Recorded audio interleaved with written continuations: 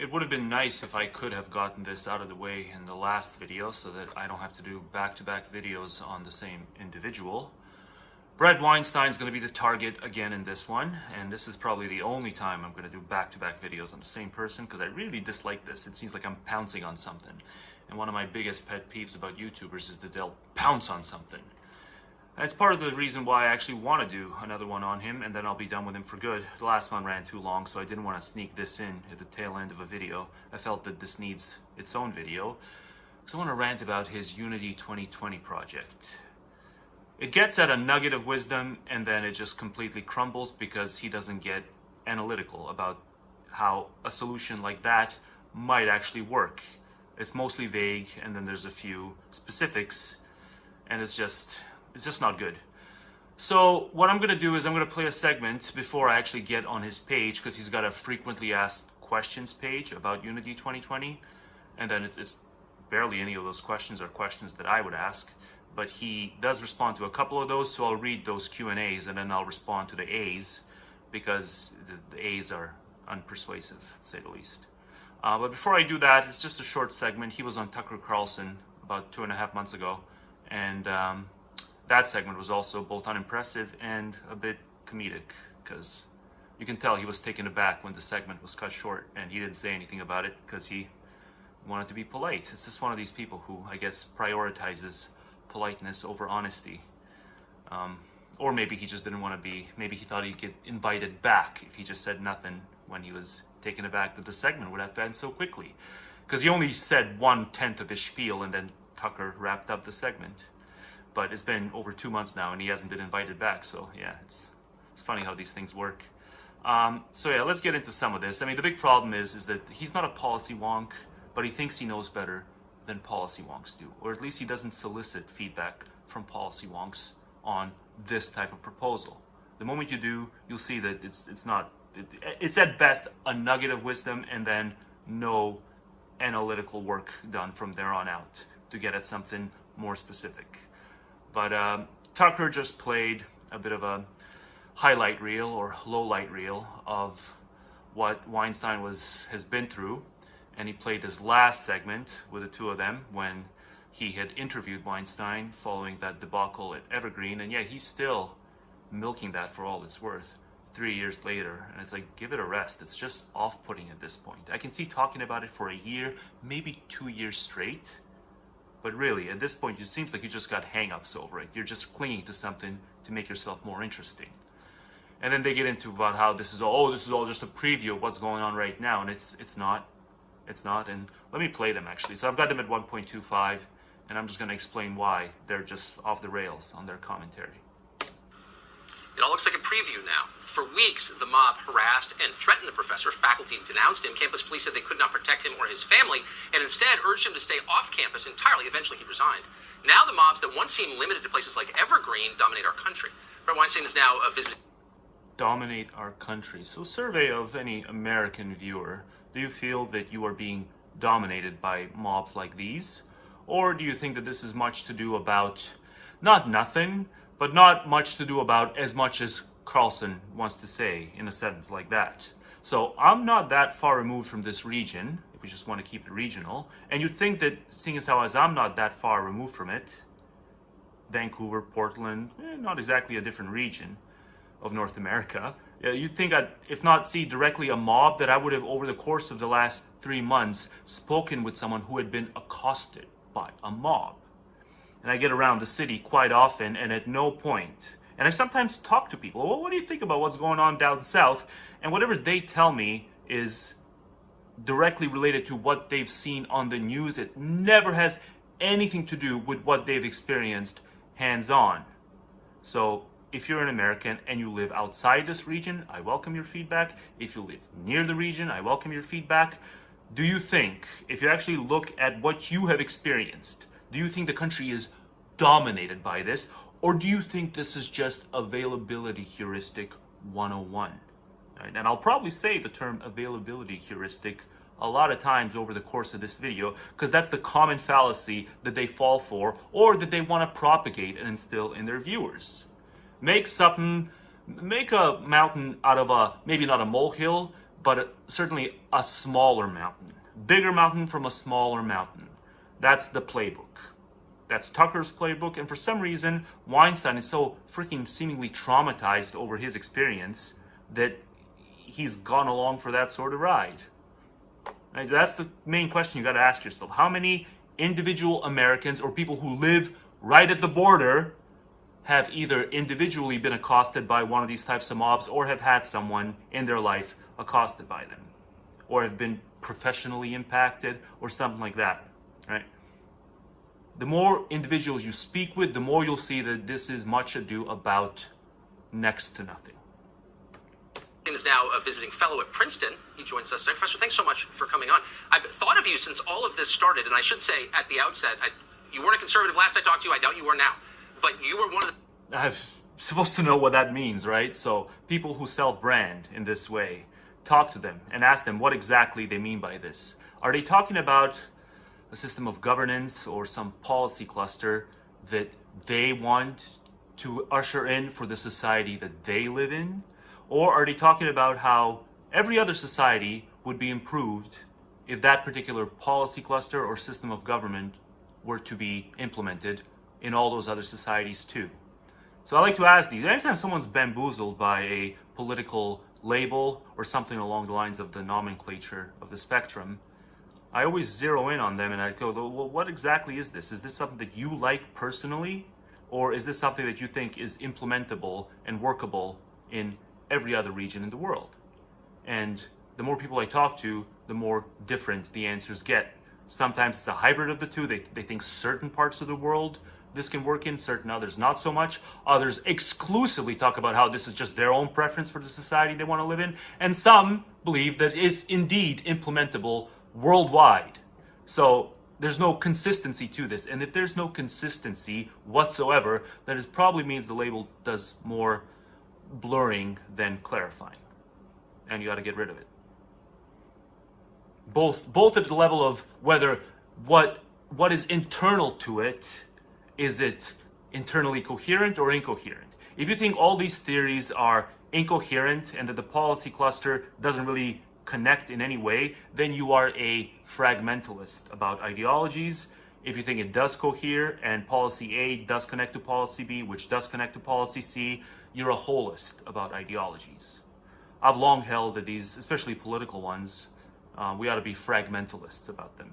There's nothing that connects all these individual policies. This is just a classic case of politics being downstream from culture, right? So if your cultural identity is in some sense conservative, then you'll feel pressure to have that be your political identity as well. And that's very immature, right? Just as it would be immature to have to feel the need that your personal identity needs to be downstream from your cultural identity or vice versa. All these identities, we need to be deflationists about identity. That's a different topic that I'm not going to get into right now, but it would clarify so many other things. The moment we become deflationists about not these political or cultural identities, but even personal identity, the moment you deflate this stuff, you'll see that all that's left is discussions about individual positions, and indeed, when it comes to politics, individual policies. And with that in mind, let me just rewind back and give a glimpse as to why I even went off on this derailment. Started, and a fellow at Princeton. He joins us today. Professor, thanks so much for coming on. I've thought of you since all of this started, and I should say at the outset, you weren't a conservative last I talked to you. I doubt you are now. So that's why I went off on this thing. Because anytime I hear them use this term, as if everyone has the same idea in mind when the term is used, even if you add some prefix to the term like neo or paleo, even then it's not clear what exactly we're talking about, because there's no consensus among the people who self-brand that way as to whether it's just something we like for ourselves or it's something that we believe can improve every other society.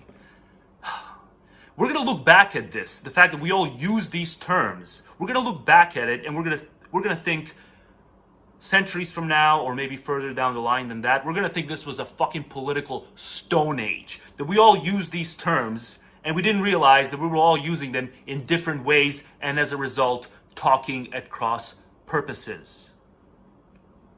And I just hope that if I say something about it now, we can speed up that process to realize that the stupid nomenclature is not, that there's no rigor to it. but you were one of the people who saw this most clearly earliest. So what's your reaction to watching it happen to millions of others?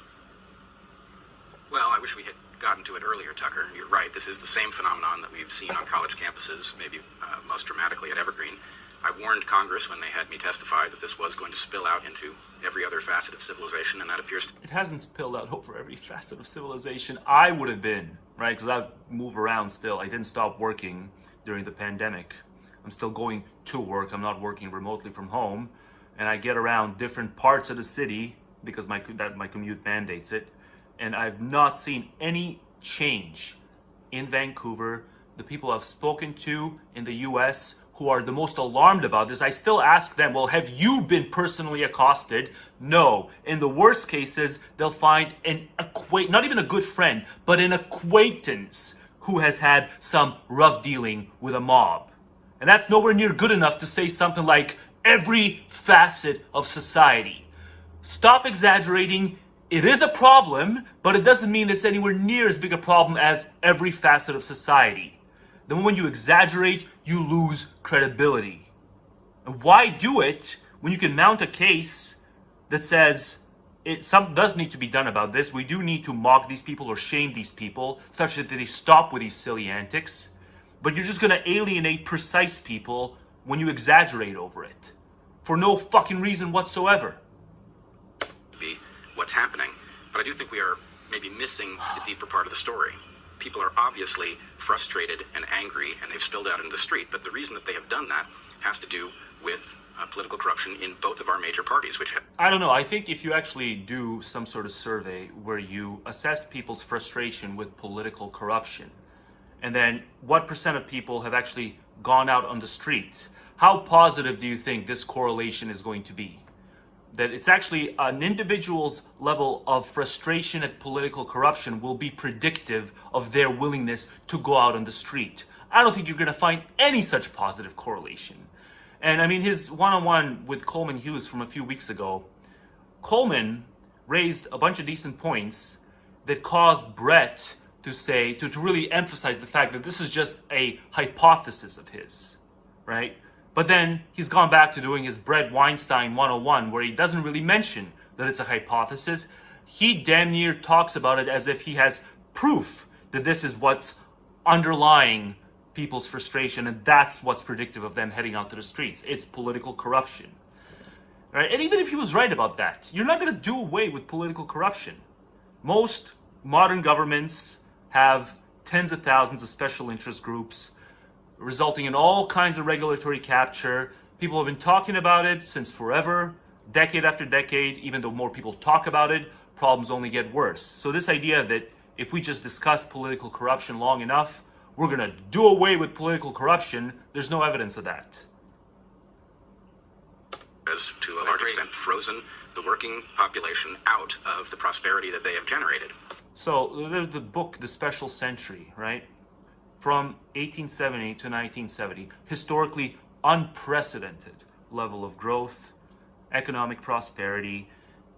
Just no one could have predicted in the decades leading up to 1870 that we were going to have across the world, but mostly across the Western world, such a enormous economic boom from 1870 to 1970. I'll plug the book that documents that in detail in the low bar, right? And coming off of such unprecedented levels of growth and prosperity, things have sort of tapered off in the last 5 or so decades. But it's still, when you compare to what occurred before and the lack of real frustration prior to 1870 that would cause people to march on the streets like that, like the average person is still far better, even though we are coming off of a cooling period of a century from 1870 to 1970 that was historically unfathomable. If you had asked people leading up to 1870 how the economy would fare over the next century, they could not have predicted that it would have grown to the extent that it did. So with that historical perspective in mind, people are not doing too shabby economically. So to attribute government corruption, the idea that the working class, the working people have been, quote, frozen out of their prosperity, no, they have not kept up at the rates that they have from 1870 to 1970, there's been a cooling off period, but it's not like that means that they have been frozen out. There's a number of policies that you can say that they themselves voted in. They themselves voted for people who passed these legislations about the stuff that I used to talk about in a couple of videos, like the IP laws and things of that nature. So they sealed their own fate, and now they're finally realizing that their fate has been sealed in a way that they may not like. Tough shit. Parties, which has, to a large extent, frozen the working population out of the prosperity that they have generated. So not only the point I made a second ago, but I wanted to replay this because an additional point is that the working population are not in unison on what exactly went wrong, what's the best path forward from here on out, and then really highly technical debates too, right? There's technical debates taken in a bizarre direction that leads you to have all kinds of conspiratorial views on the Fed, but then some more credible debates about, well, is government debt analogous to household debt? What you think the working people, the people who either do grunt work or mental activity style work, they're all going to be aligned on that? There's major disagreements, probably more disagreements among the workers who have taken the time to look into that sort of stuff than among the elites. In my experience, the elites tend to agree on something like MMT and tend to think that, fiat currency is the way to go, and that there are no analogies, or much less an equivalence, but not even an analogy between government debt and household debt. And all these things are going to have major implications on budgetary realities and whether or not we should have austerity and stuff like that. And you haven't demonstrated that the working people are far more resistant to that, to taking something like government debt seriously, than are the elites. And all these things have major implications for this, what you term corruption and economic stagnation for the majority of the people. These things turn on highly technical debates, and none of the answers to those debates are predictive of whether you are a worker or an elite. Maybe like two. Maybe on average workers are more hostile to austerity, but then they don't even connect some of the implications of that because they're often hostile. Some of them are often hostile to fiat currency as well. Like they hate austerity, but they don't want fiat currency and they want a balanced budget. So it's like you ask them, what should the government do? And they list a bunch of things. And then you ask them in a grand scale, how big should the government be? And they say they want minimal government. So all kinds of inconsistencies, right? Disagreements within the working population, however broadly you want to define the working population, or narrowly for that matter, and still disagreements. You ask them, what should the government do? They list off a bunch of things, and then you ask them, how serious is the problem of the debts? Oh, we all gotta tighten our belts and stuff like that. But then that's the underlying thing that's causing them all to come out and riot or peacefully protest. It's such nonsense on so many levels. It's not surprising to see them protesting, but what is surprising is that that protest has been hijacked by a fringe ideology from the corner of the academy, a fringe ideology in which almost no reasonable person could possibly believe. And there's complete misdiagnosis. We know when the protests picked up, and indeed the riots and the looting. It was in the wake of the George Floyd incident. The average protester was not confused as to what caused them to head out and go insane, essentially.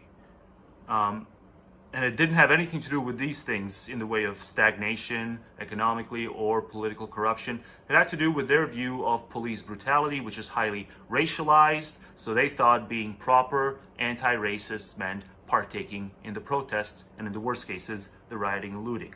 Right? And so the situation has not really changed that much in the intervening months. So this was a video from a couple of months ago. But yeah, we're still finding ourselves in more or less the same situation. So just as those initial protesters weren't confused the way he wants to gaslight them, they weren't taken in by a fringe ideology. No, they read whatever studies they read, if they even read any studies at all. Maybe it was, again, availability heuristic. And they landed on the view that, yes, it's so abundantly clear that police brutality is a deeply racialized issue in America, and that's why they protested. So it is about race at the end of the day, not about these other things that he wants to pivot the conversation to every chance he gets. It's obnoxious. Take them at their word. When people tell you why they're out protesting, take them at their word. And if you're not going to take them at their word, then run some sort of a scan on them, or some sort of whatever polygraph that is going to reveal to them what they truly believe. But if you don't do that, then you're just aimlessly speculating too, and being a condescending, gaslighting pundit, essentially. Yet it's wielding tremendous power, as we are seeing in every facet of our lives. It's not every facet of our lives. If it were every facet of our lives, the bulk of people would have had some sort of a hands-on dealing with the zealots. But no, it's usually just indirect stories and hearsay, and sometimes just kind of innuendo that I've had direct dealings with this. Because someone posts, like if a colleague posts the standalone fist, what, that means you've had a hands-on dealing with a member of that sort of fringe ideology? Just all kinds of exaggerations again. Makes such a deep point that I want to play night after night, which is the problems that people are angry about are mostly economic problems and problems of political corruption, but they've been reframed as racial problems. Reframed is, so again, who does the reframing? They will not take people at their word, and they won't follow a simple chain of cause and effect, right? Is it just a coincidence that all these protesters jumped out following the viral video that was really bad, and that they said it was really bad on racial grounds? Now, whether or not that should have gone down the way it went down in terms of the aftermath and the protests, I think you need to be more humble, and you need to read as many studies as possible before you have a strong enough of a confidence view that you're going to actually go out and protest. And I think the more studies you read, the more you're going to find that different scholars reach different conclusions on whether or not this is a racialized problem. But all of that is an aside. The main problem is that they continue to gaslight people and to tell them you're not taken in by the things you're taken in by. You're actually obsessed over this other stuff that's my hobby horse, right? So they both have their own hobby horse, and that is that runaway elites have stolen the working class's wealth, a giant chunk of it, and they're going to try to shoehorn that agenda every chance they get. And I don't mind talking about that topic, but I hate this. We have to talk about this.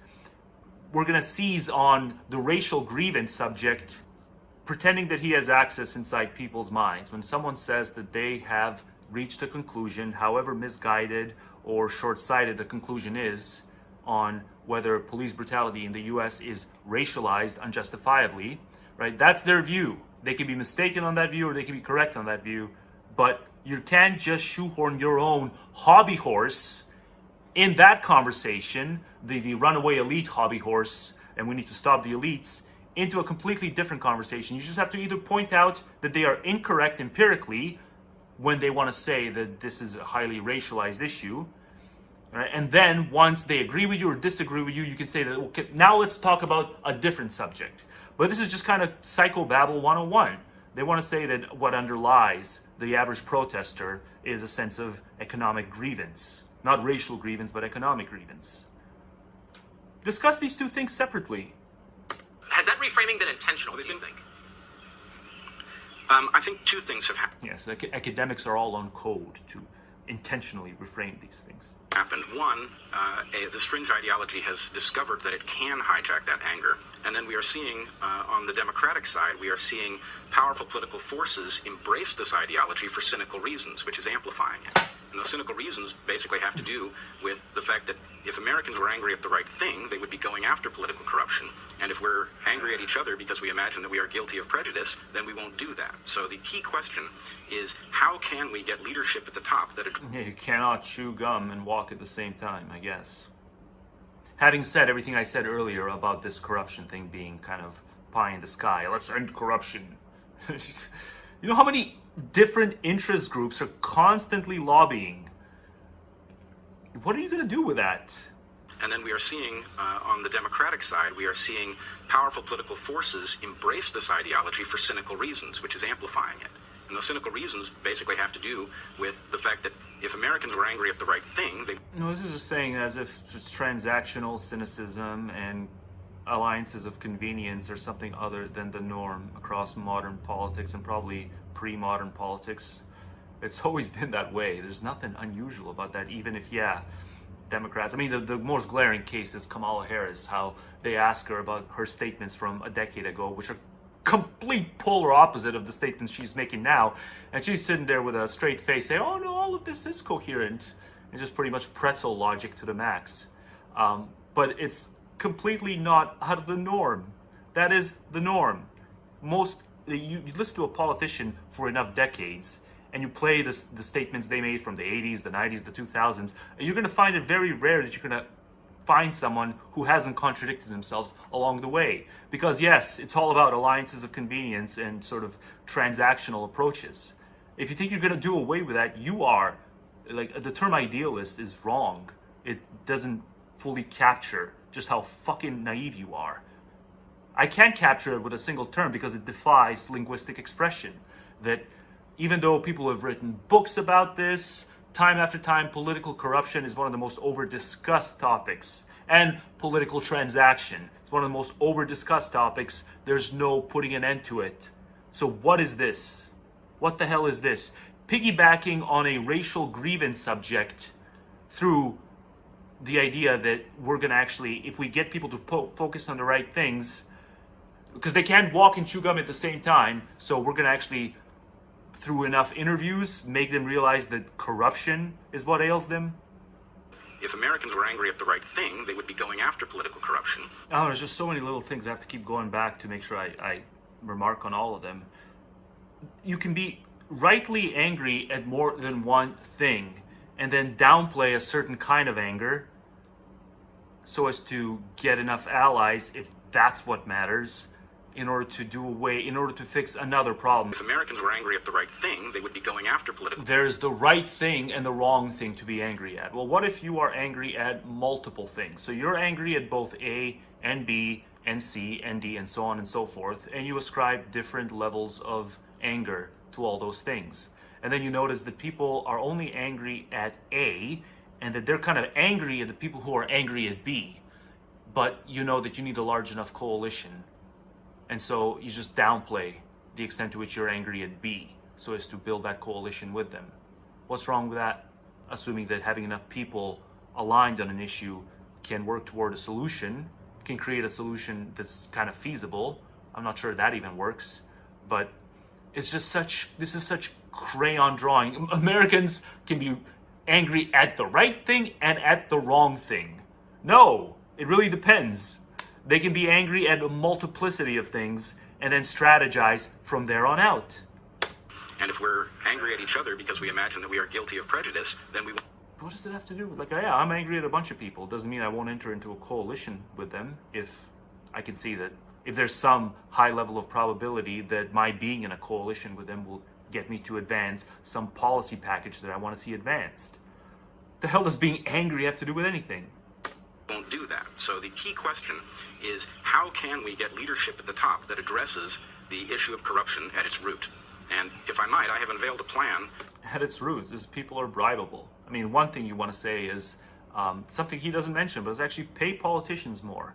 Right? The more you pay them, the less likely they are to actually be enticed by your average revolving door style bribe.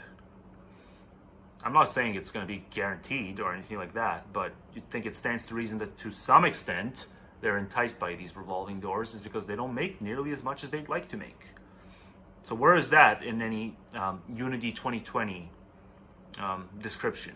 It's like, yeah, we should pay politicians more. He would probably say that that's the opposite of what you want to do because they've underperformed so badly. To do that, and I'd like to run you through it briefly. Please do. So the plan is called Unity 2020, and it involves we the people drafting two people, one from center left and one from center right, who have three characteristics. They need to be courageous, they need to be capable, and they need to be patriots. They don't need to be patriots, they just need to be well-meaning, right? What's wrong with that?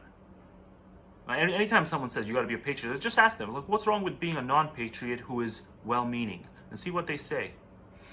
What was the other thing? Courageous. Yeah, as if that's something that can be really assessed by the way people do interviews. Like, you can't just say all the right things to signal courageousness without actually being courageous when the shoe hits the fan. Join together and they would agree to govern as a team. They would decide. Did I say shoe hit when the shit hits the fan? Every decision Let me go back, because he said three things, right? He said courageous and patriotic, and then there was a third thing he said. But I bet you even that third thing is not. Briefly. Please do.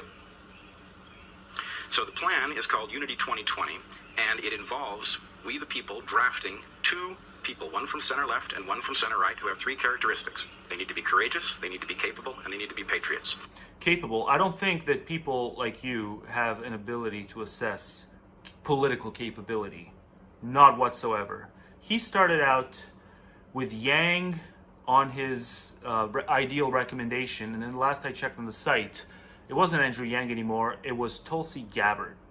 Now, in terms of political capability, you'd think that long-term experience as a policymaker, as a legislator, would be somewhat of a, I'm not going to say the overriding criteria, but one of the main sources of criteria for who you put in there as your ideal recommendation for who needs to run.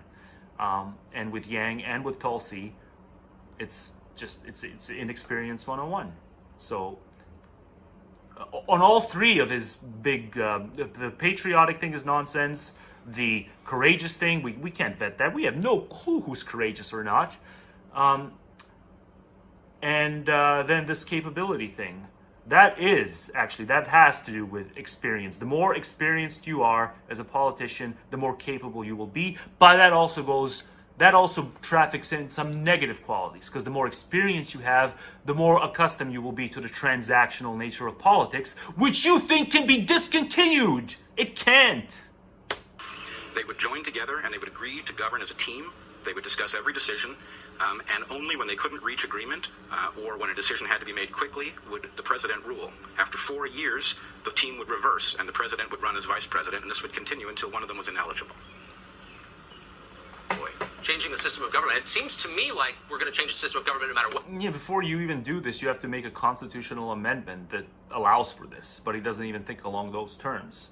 What we do, and that might be a better way to do it. I'll need to think about that. But I appreciate your bravery and your clarity, and I hope you'll come back, because I'd love to know what ordinary people can do in the face of... Yeah, so he didn't even get a chance to list the people that he would recommend, because, yeah, this was just a very short segment. But the thing that annoys me about it is, look, the people he has recommended, both the individuals I mentioned, so at one point it was Andrew Yang, last I checked it was Tulsi Gabbard, both of these people had their chance.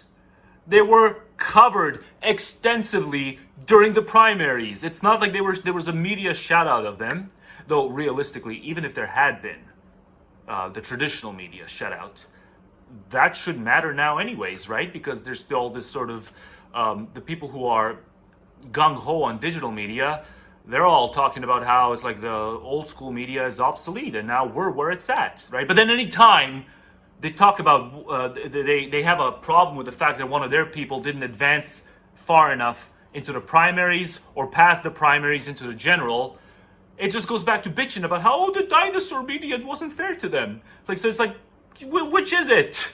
Is the dinosaur media irrelevant, where the digital media is the truly the standard bearer for influencing the public, or is it not? You can't have it both ways. But yes, the Democratic primaries last year gave more opportunity to more individuals than any other in previous elections. So on the heels of that, here he is recommending people who had their shot and who failed and who bowed out because they simply didn't persuade enough people to vote for them during the primaries. And then he, on some sort of populist, the pretense of a populist, almost like communitarian flowery language, like he's gonna do things for the people with his Unity 2020. Like, the two people you picked have had their shot and they were rejected in favor of other candidates that you say are unacceptable. Think about the arrogance of this man. Like, all the while saying that he is in spirit doing what the people want by proposing this stuff. I can understand maybe in some other primaries where you didn't really have a large enough pool of candidates who were on the debate stage or something like that. and then on those grounds, like, well, yeah, the party politic blocked off a bunch of other people that kind of had something going on at the grassroots level, but the party insiders wouldn't let them do their thing. Okay, then I can maybe get on board with something like Unity 2020, where he's recommending those people that didn't have a chance to get on and to be broadcast to the nation on these really high platforms, like the debates. But you just got to face facts. Even as much as you still might like Andrew Yang or Tulsi Gabbard, they had opportunity after opportunity to resonate with the public and to win the primary, and they failed. Whose fault is that? It's not the system's fault. It's not the corruption's fault. It's not the party insiders. I mean, even with Bernie Sanders, they want to blame the party insiders for the fact that though he was a finalist in the primaries, he didn't beat Biden. I mean, he was shitting on the party left and right, and then suddenly the party insiders like, what's her name? Oh, what the hell is her name who bowed out before? I forget her name now. Gafford and the guy from Texas, and then a third one, they all exited, and because they exited and endorsed Biden, Biden was sort of the runaway winner. And so that's why they want to say that this was invalid. But of course it's valid. Nothing constitutionally prevents people who are party insiders from working together so that so as to ensure that the party insider emerges victorious over the sort of hostile outsider. But it doesn't even matter for the purposes of this discussion, because the people that he's not even doing the Bernie grievance thing. He's doing the Andrew Yang has been wrong. Tulsi Gabbard has been wrong. These people who, I'll say it again, they had their shot and they didn't get the votes. So what the hell is thinking that you're doing the people a service by having the reject re-entered and given a second chance to win the presidency? Like he says, both the 2020 primaries were illegitimate on those grounds, and you have to say that the 2016 primaries were, because he says both the choices right now, the choices for the main November vote, and it's only going to be two of them if you're realistic, he's saying, he uses the term unacceptable. They're both unacceptable, but they won their primaries fair and square. So what you really have a problem with is actually the will of the people. And you need to come out and say that, as opposed to going off on these ghosts. The ghost of political corruption having ruined everything. Like, no, the DNC gave more opportunity to more individuals in this last primary than ever before.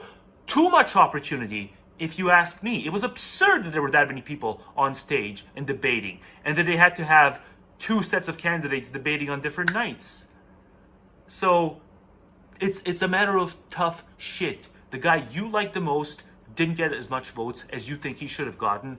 Ultimately, your problem is with the people, not the high-end officials. I'm sorry, Bret, but you're full of shit. And with that said, I'm going to go to the Q&A page of his Unity 2020 to target some of this in a more high-resolution way. As advertised, here's his FAQ for his Unity 2020.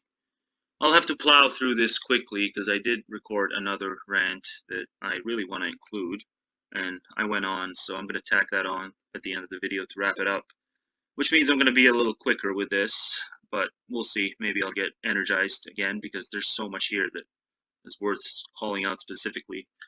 Is this timeline viable? Yes, but only if you sign up. Unity 2020 is 100% people-powered. So again, this romanticizing of grassroots as if that's been, as if America's had a lack of grassroots activism that had political implications. Newsflash, it hasn't. There's been plenty of it. America ranks as one of the top nations in terms of just how many people are at that grassroots level. It's known for its localism. Elections in the United States have become big business. Elections anywhere are going to be big business. That's just a part of the equation. Like I said in the initial clip, you think you're going to do away with it, you are. There's no term for what you are. Idealist doesn't quite capture it. And that big business selects candidates who are more interested in winning than in governing. Well, it's a competitive multi-party system, so yeah, you're going to have to win to implement your agenda. And your agenda is not going to be implemented regardless of who wins. You have to win because you are representing specific interests, not just business interests. You are representing also non-business interests because there's a lot of special interest groups that go into your party platform. More so in the Democratic Party than in the Republican Party. It's a much more diverse party at the level of interests. Something the romantic usually doesn't grant, just tries to create another false equivalence. The DNC and the GOP spend hundreds of millions of dollars each election cycle to spin false narratives, turn citizens into enemies, and protect vested interests. So spin false narratives. I mean, I just love if I could do a rundown of just per sentence spoken, how much bullshit comes out of the legacy media versus digital media. Wouldn't it be just a fantastic thing to do a research paper on? Just zero in on 100 fairly popular sort of noise making YouTube channels and see just per sentence spoken how many false narratives come out of there, and see if they're any better than the stuff you get on broadcast TV, talk radio, and things of that nature. I don't think we're going to be in for any sort of shock. At least I'm not going to be in for any sort of shock. I'm pretty sure the sewer that is digital media is going to outperform, from a lie standpoint, is going to outdo legacy media. Turn citizens into enemies. Well, aren't the citizens a little too gullible then, if they can be manipulated and puppeteered that easily? I mean, I see through this stuff. I saw through it when I was starting in my early 20s. Yeah, you're kind of captured by it when you first get into politics, but you sort of see the shtick for what it is within a year, 2 years, maybe 3 years tops. So maybe you ought to be a little harsher on these citizens who are spellbound by these tactics, right? Either that, or there's legitimate reasons for them to view each other as enemies. And on certain topics, absolutely, maybe enemies is a bit too harsh of a term, but certainly adversaries is a term I would use. Because absolutely, there are some issues that are, the disagreements are irresolvable. And so, yeah, then you can rightly call someone who disagrees with you an adversary, and that's okay. But yeah, enemies is just a little too romantic for my taste, so I would just say adversaries. And if it's a subject for which you can have some sort of resolution, where you give a little, you get a little, but the citizens have been convinced that it's all about winner take all, well, then maybe apply some pressure to the citizens themselves to think harder. And don't put all the pressure on the master puppeteer, right? It's not like the citizens are, like, the average IQ is that low such that they can't see through any of these tactics. No, they can see through it. And I think if more and more smart people call them out, you can motivate them in the right way, because they don't want to be exposed for being that gullible and that easy to be puppeteered. And protect vested interest. Well, certainly, sometimes a vested interest is moneyed interest. Other times, a vested interest is a purely ideological interest. And you can't always focus on the one side of the story the way you want to. The short timeline for Unity 2020 is our advantage. By not exposing our candidates to months of focused opposition smearing, we actually improve our chances of success. Together, we'll draft the best candidates so you can make your voice heard. Yeah, I can't wait to get to these best candidates. Why not 2024? Every election cycle, we are told the stakes are too high for an independent ticket. Nothing stops independent people from running. Nothing stops them from running whatsoever. The fact that your argument is unpersuasive to the vast majority of voters, because the spoiler effect argument evidently has some sort of punch to it, is that we are told. Again, we are told you are telling a different story, and then you pretend it's not the people who disagree with the story you're telling. You're pretending it comes from up on high. They tell us it's not the right time, and most people agree, and they have a right to agree. For decades, the lack of viable independent challengers has only led to more corruption, more accusations of political illegitimacy, and more public disengagement. for decades. Lack of independent challengers. So ultimately, it just comes down to how easily you can be bought off. So where are the goods that show that being an independent is going to make such a difference in terms of that imperviousness to the revolving door? You're not going to show anything like that. A person can have character and be an independent. A person can lack character and be an independent. A person can have character and be a part of the two-party machine. A person can lack character and be a part of the two-party machine. I'm sorry, Bret. Those are the four squares. It's not a two-squared phenomenon. So your obsession with the independence is amateurish. This is amateur hour to dwell on this. My solution for the revolving door, something you don't mention anywhere in here, is pay politicians more. You pay them more, they're going to be less susceptible to all kinds of revolving door bribes and things of that nature. And even bribe is a little too much of a amateurish term, so I shouldn't even use it. But yeah, the reason it's enticing is because evidently they don't make nearly as much money as they would like to. If they're covered, if they can cover their whatever family, extended family, friends, all the people in their life who may be facing some sort of hardship, if their income was enough to cover all their financial woes and worries, then evidently they would be less susceptible. But no one's proposing paying them more because they're the boogeymen, and they're the boogeymen because of the sort of narratives you're spinning. If every election is more dire than the last, then we ask you, if not now, when? If we remain stuck in this loop, it will never be the right year. The two parties are completely consumed by partisan politics and are clearly uninterested in providing serious leadership that would address an ever-expanding list of real problems. Newsflash, Bret, the partisan politics evolve the way they do because they capture, to some extent, actual partisan divides among the populists. You want to cope your way out of this by telling a story about runaway elites. That story will always omit the spots in which the partisan agendas do track what the people want. In fact, our two main parties are often literally the cause of our biggest problems. No, they're not, Bret, and they haven't betrayed their constituencies. So research on the United States suggests that Democratic and Republican Congress people voted in line with their respective party platforms, which people vote for 74% and 89% of the time, respectively.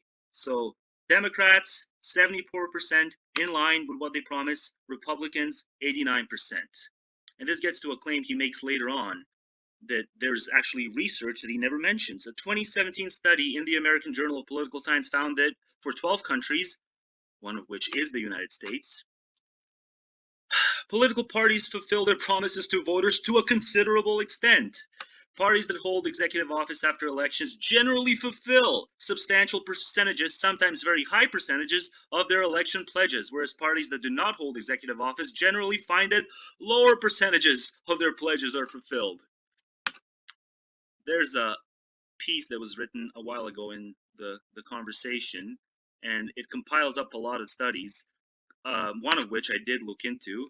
Its abstract is, why are some parties more likely than others to keep the promises they made during previous election campaigns? The study provides first large-scale comparative analysis of pledge fulfillment with common definitions. We studied the fulfillment of over 20,000 pledges made in 57 election campaigns in 12 countries, and our findings challenge the common view of parties as promise breakers. Many parties that enter government executives are highly likely to fulfill their pledges, and significantly more so than parties that do not enter government executives. So the outsider parties that he's obsessed with, the independents, or whatever third and fourth parties like the Greens and the Libertarians, have worse track records. Parties like that. We explain variation in the fulfillment of governing parties' pledges by the extent to which parties share power in government. Pluralism. Parties in single-party executives, both with and without legislative majorities, have the highest fulfillment rates. Within coalition governments, the likelihood of pledge fulfillment is highest when the party receives the chief executive post and when another governing party made a similar pledge. Now that's the abstract. If you want the full, I'll link the full one as well, but there is this text plastered over it, author manuscript, and it's plastered all over. So it's still perfectly readable if you want to read the full thing, but you're just going to have to maneuver around the weird plastered words that are on here. Oh god, there's no sirens all day, and now the siren smack in the middle of my recording. I'll carry on. In 2020, we have already seen a failed impeachment, a mismanaged pandemic, widespread violence in the streets. Yeah, on cities that I can count with one hand. Widespread violence in the streets. All of this is vaguely stated. He doesn't get into the weeds. He might get into more of the weeds during his podcast, but who the hell can listen to every edition of that? And more on that in the last rant of this video, which I'm going to tack onto after I finish this insufferable page about just how much he uploads. A severe economic crisis caused by an ineffectual lockdown. So see, this can be read as ineffectual because in principle lockdowns are ineffectual, or because it was a half-hearted lockdown. And so some of his colleagues, like Sam Harris, who he hasn't had on the podcast yet, would say that yes, it's absolutely because it's been a half-hearted lockdown. That's why it's been ineffectual. But you know that a good chunk of his commenters will react negatively to that, so he'll never have Sam on to discuss what exactly made the lockdown ineffectual. A good chunk of the people think that it is in principle unjustified, either because they think it's something in the way of a hoax, the pandemic, or they just think that even if the pandemic is real, lockdowns are ineffectual in principle. There's some literature that argues in favor of that, but the point is, this is so vaguely stated. You don't even know why he's calling it ineffectual, right? So he can just kind of maintain a managed audience. But again, more on that in my final rant that I'll tack on. Police brutality followed by calls to abolish local police forces. So again, how many elected Democrat politicians have called to abolish local police forces? And then how many people who vote Democrat, who vote blue, or hell, purple, have called to abolish local police problems? I mean, it's a preposterous idea, and when you bring into focus a preposterous idea, you should at least put the word fringe in there insofar as it is fringe. It's a fringe position. It's fringe within fringe is what it is. And an alarming abdication of municipal authority to protesters in some cities. Some cities, again, that I can count on one hand. But instead of saying it that way, he says some, leaving it open to interpretation how many. Furthermore, our institutions are falling victim to dangerous ideologies. No, you know what's a dangerous ideology? It's just about every ideology that is frequently discussed. And all I'm going to say to that, I'm not going to get into that even more because I don't want to make this last forever, but no one knows what person-affecting restriction is. No one knows it.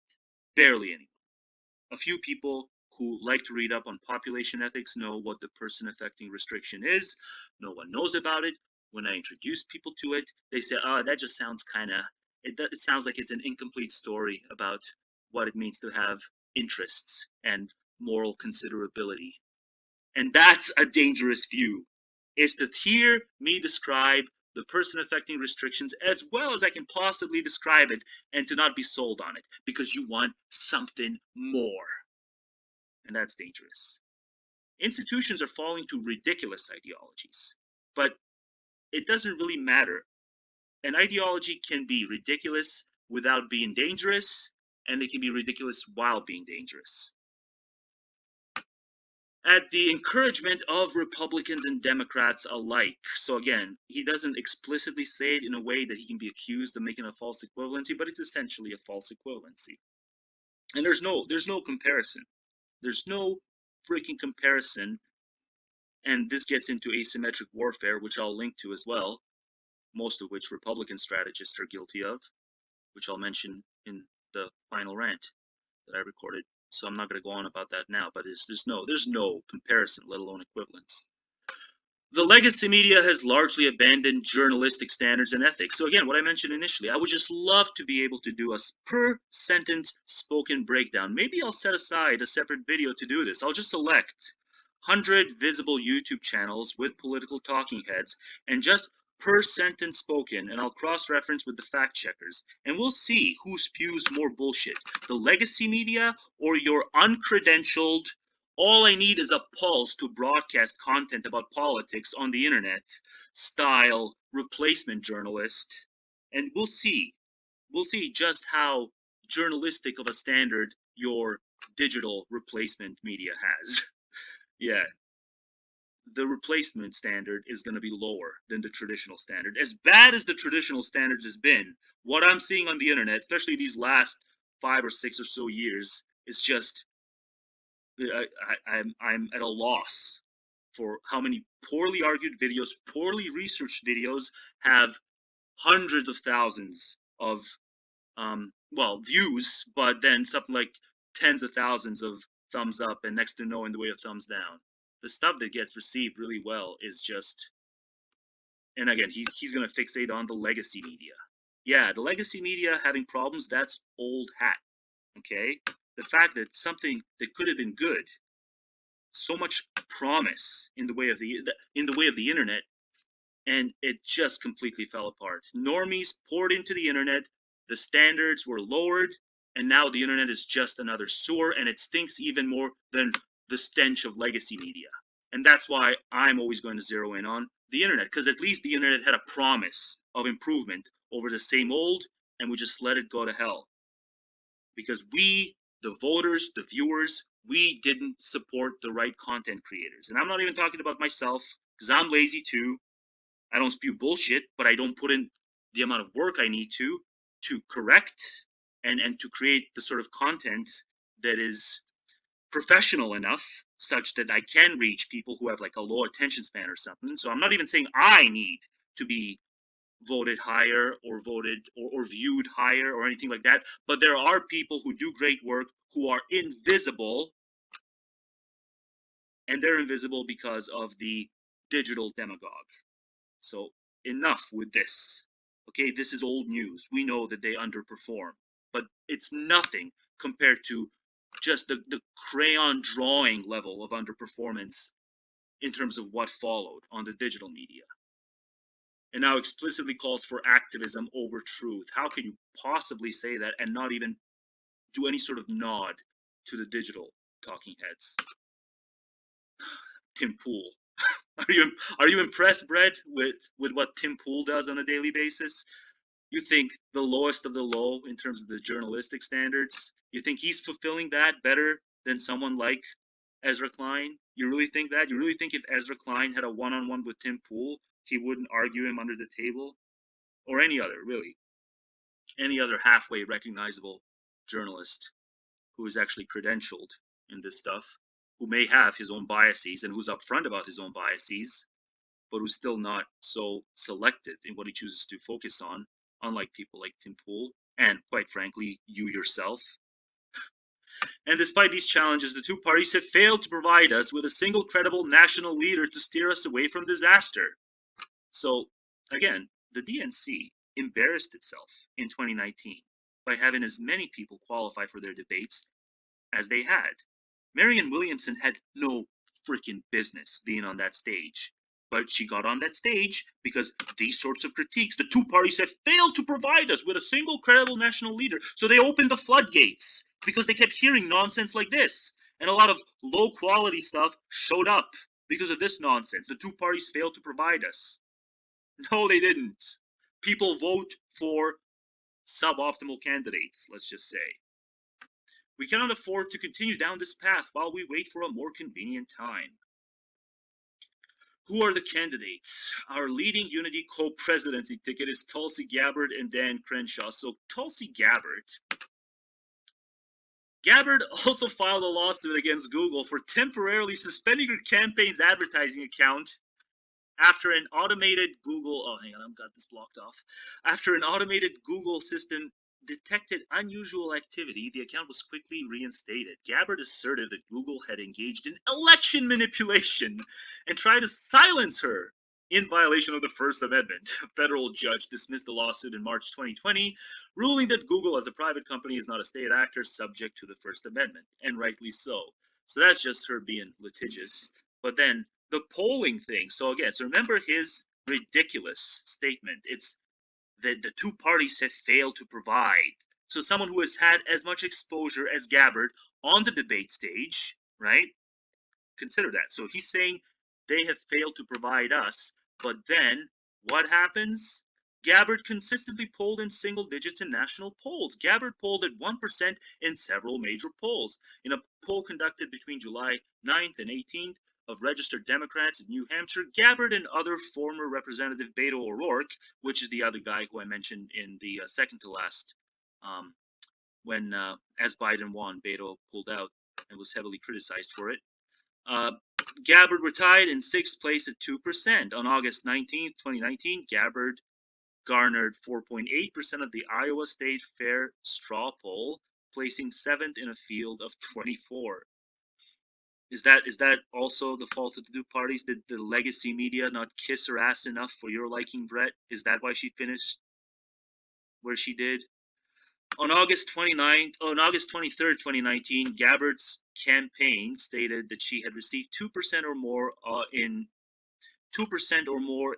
26 national and statewide polls, but only 2 of the 3 polls were certified by the DNC. Gabbard received 4% in the early primary state subset of 2 non-qualifying Morning Consult national polls from August 25th and September 1st. On September 4th, she received 1% in the same states in qualifying polls sponsored by CBS News. Between the debate she was broadcast in, Bret, of July 31st and September 12th, Gabbard's polling average in New Hampshire was 1% in 1 debate qualifying poll and 4.6% in 5 non-qualifying polls. I'm getting thirsty. I have to drink. Okay. By November 27th, Gabbard held the 5th position in New Hampshire with 5% of the Real Clear Politics polling average. Early February 2020, Gabbard received 1.8 in the national polling average and 4.7 in the New Hampshire polling average. National poll in March 2020 gave her 5%. It's just ridiculous who he nominates. A person who over that long a stretch was exposed, was allowed to debate, was by no means had any sort of media blackout, and just failed to resonate with the public. And then here's Bret, right, in the context of this sort of folksy aesthetic, Unity 2020, that's what it is, right? It's got this sort of folksy aesthetic to it, renominating someone who lost repeatedly and badly. Not like a runner-up who just missed it, not like a finalist like Bernie, but he's one of the lowest rated people. And Dan Crenshaw, I don't know, has he actually had Dan Crenshaw? Has Dan Crenshaw said he wants to be a part of this? And for the record, if you think Crenshaw is some honest broker, I'll link you to an article which exposes just how selective he is. So nice of Bret to just be gullible when it comes to just the silliest people, like a litigious person who polls really low, and I guess Dan Crenshaw, who may not be as unpopular, though I'm sure if enough of blue voters were familiar with the article that I'm going to link to, yeah, he would be very unpopular in blue America as well, if they actually were wise to some of his selective tactics. We arrived at this ticket following a public nominations process and a ranked choice vote. So he does plug, that's the one thing I will say that's positive. He advocates for ranked choice voting at some point later in the article. In the FAQ, he mentions that this is something they need to work toward, and I'm all for that. But why is ranked choice voting not a major issue for anyone? Forget a wedge issue; it's not even an issue on anyone's radar, just about anyone's, right?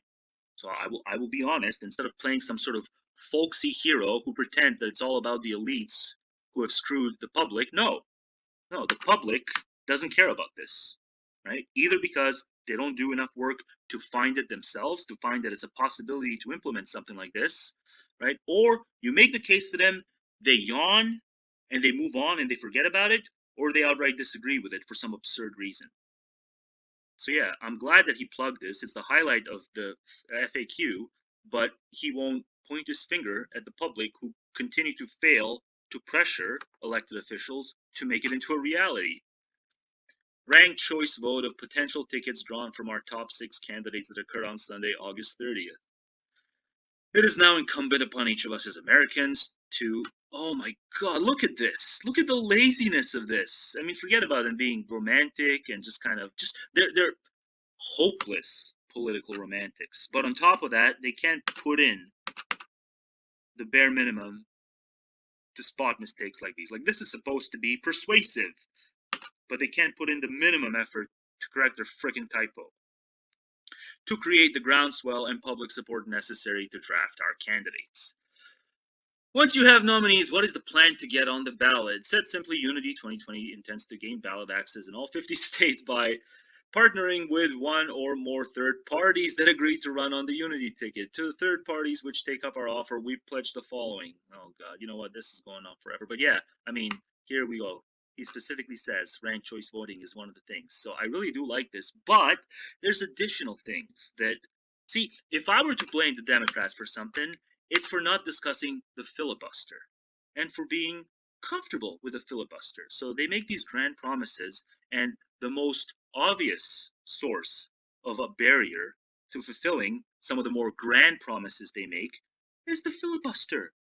And no one, including Bernie Sanders actually goes out of his way to defend the filibuster, but those who don't explicitly defend it don't see how getting rid of it will be the quickest path to being more effective at the legislative level.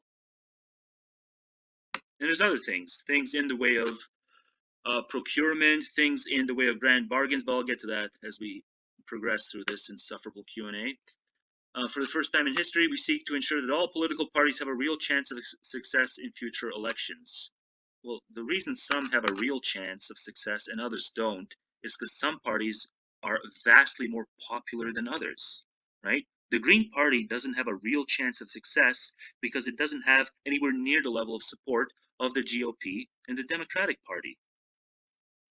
There's nothing you're going to do here to make it so that all parties, just because you're a political party, you need a real chance of success. No, you gotta convince people of your agenda.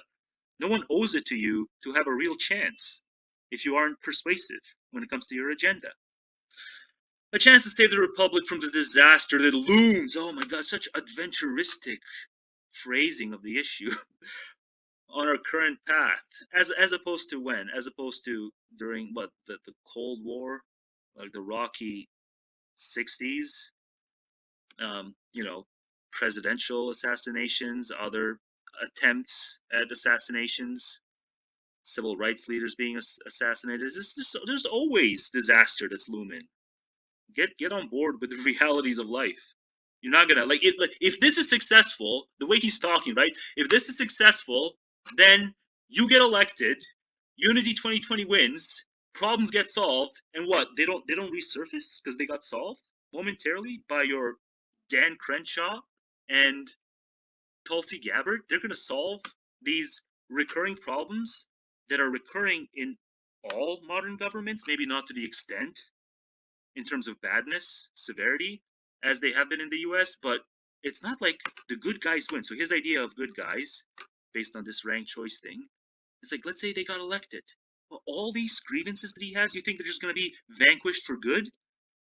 You're such an amateur, Bret. Seriously, pay attention to what policy wonks discuss and the way they discuss them.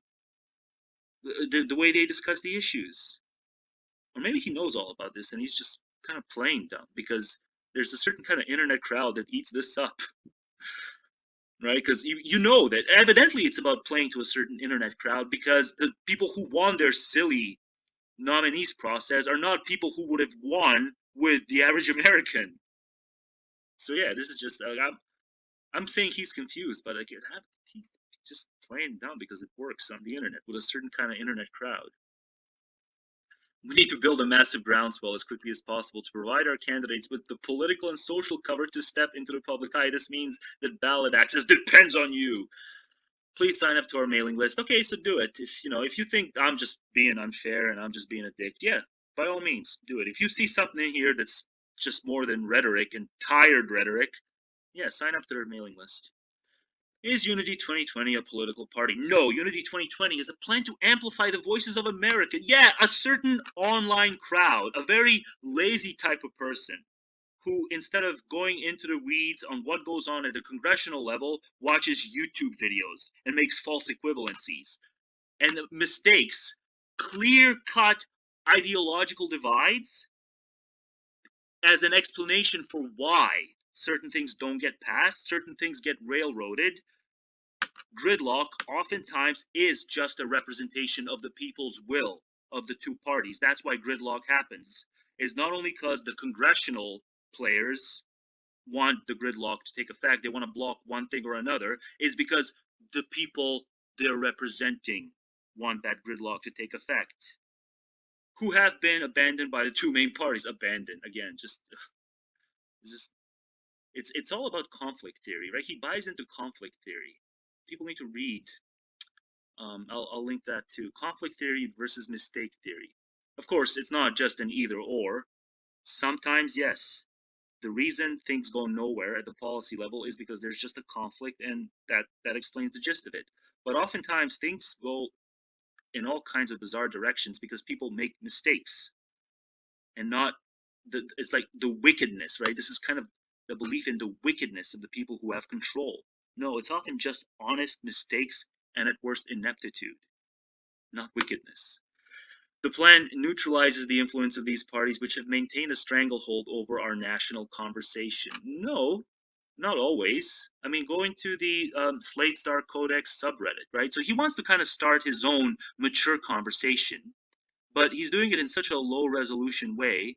And instead of driving traffic to a subreddit like the Slate Star Codex subreddit, which discusses all kinds of political issues, and there's no flame wars. It's very mature people, very informed people, having an improved political discussion about politics in America.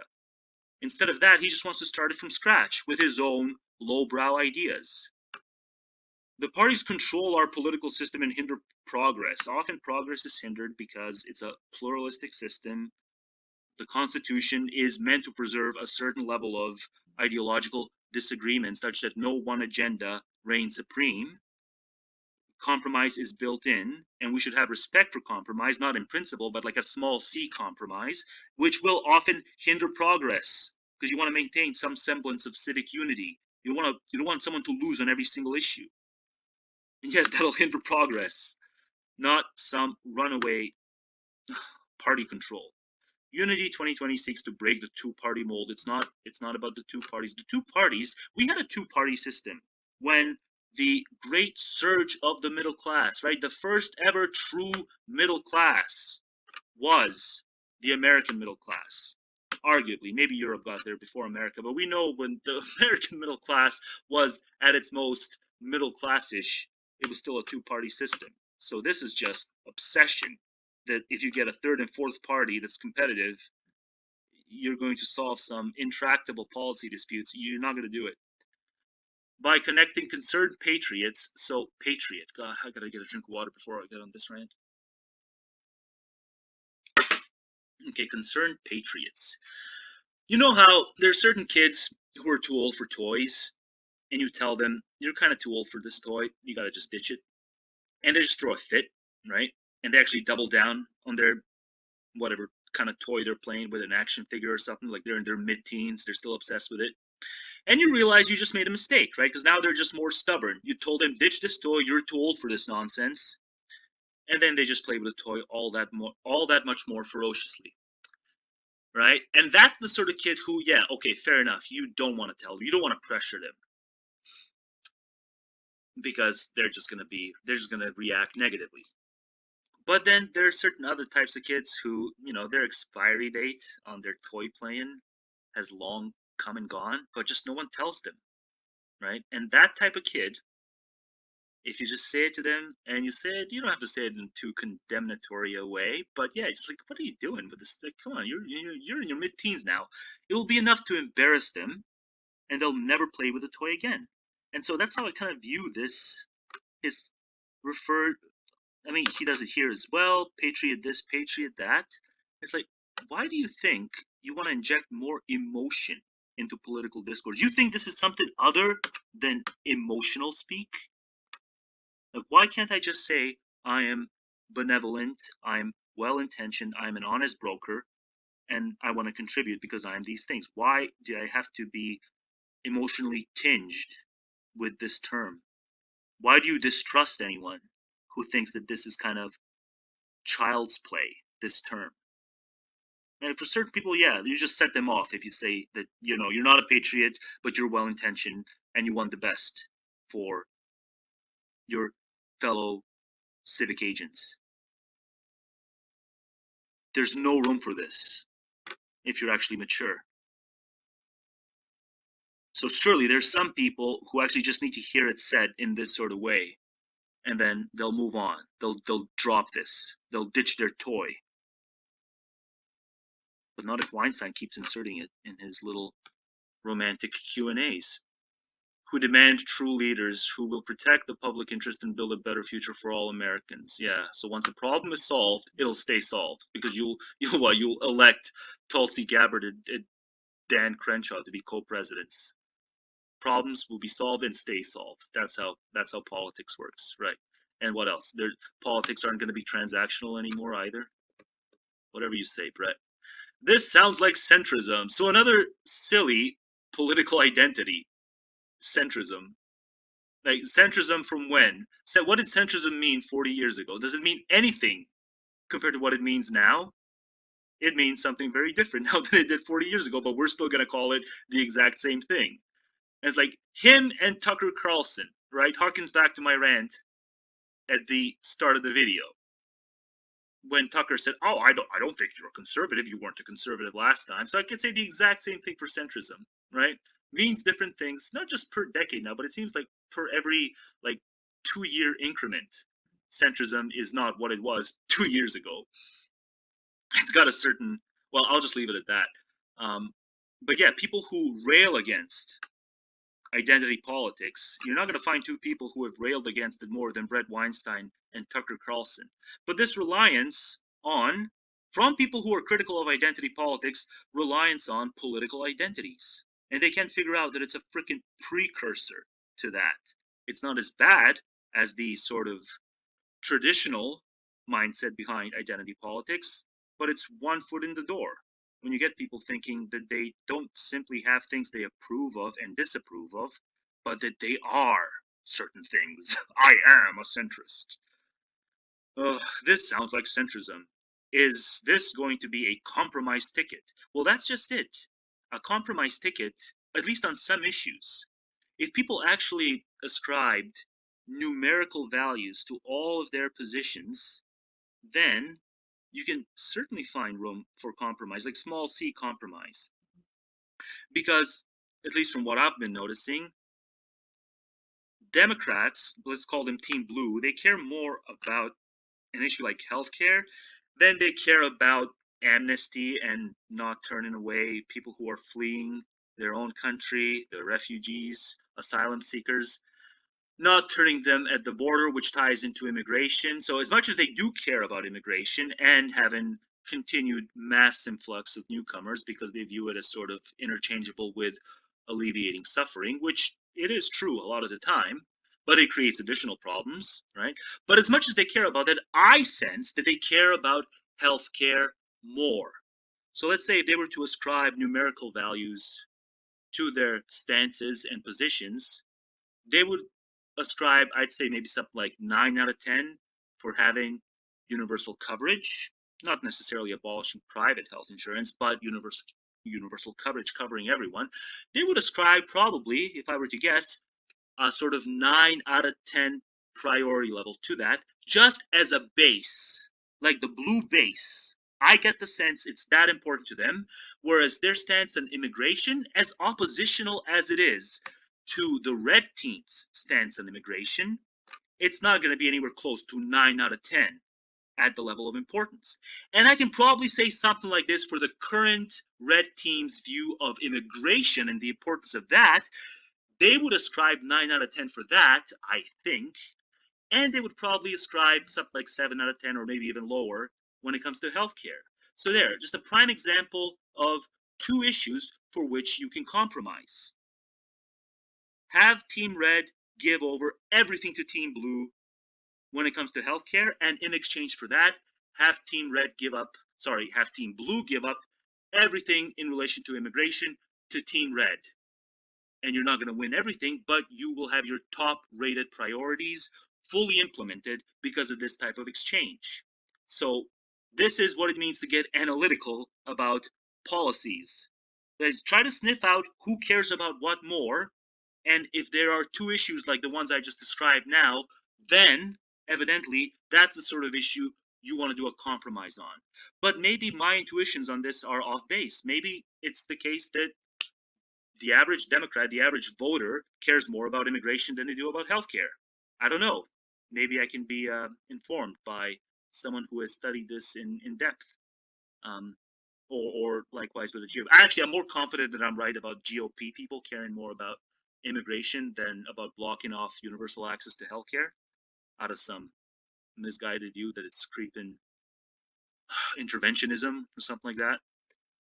Like it'll lead to more interventionism in every other domain of life, like the old Reagan speeches. That's the other thing. I mean, just this. The people have been screwed. The people have been screwed all for decades. The political class has screwed the people. It's like, well, how do you explain the Reagan Revolution? Where are all the people who have said, yeah, the Reagan Revolution was a mistake. Yeah, our bad. Reagan won and won decisively. Like, why did Reagan win decisively on the sort of platform that he ran? Is it because he wasn't actually supported? Like, think about all the sources of upward redistribution associated with the Reagan administration. And then recall that he won, and he won impressively, both in 1980 and in 1984. And so where are all the people who have said, yeah, that was a mistake. We shouldn't have elected him. I'm not just talking about red voters. I'm not just talking about purple voters. I'm talking about the phenomenon of the Reagan Democrat. Why was there such a thing as the Reagan Democrat in the millions, if not tens of millions, across the country? Well, I'll tell you why. It's because they genuinely believed the Reagan Revolution was a force for good. And at that point, it wasn't even an unjustified belief. It was a false belief, but it wasn't an unjustified belief. So if you're going to talk about the political class did this and the political class did that, no, they did the people's will when you consider damn near landslide victory for a figure like Reagan, and still celebrated to this day within the GOP. All this grievance about the working people being left behind, but so few of them were willing to say that, yeah, the Reagan Revolution was a mistake. So it's just such nonsense. Okay, you want to tell this grievance story about the economic issues befalling the average American, go ahead and tell it, but don't pretend that they came to fruition because the people were screwed. No, by and large, the people's will was done for a lot of the decades. What they voted for, they got.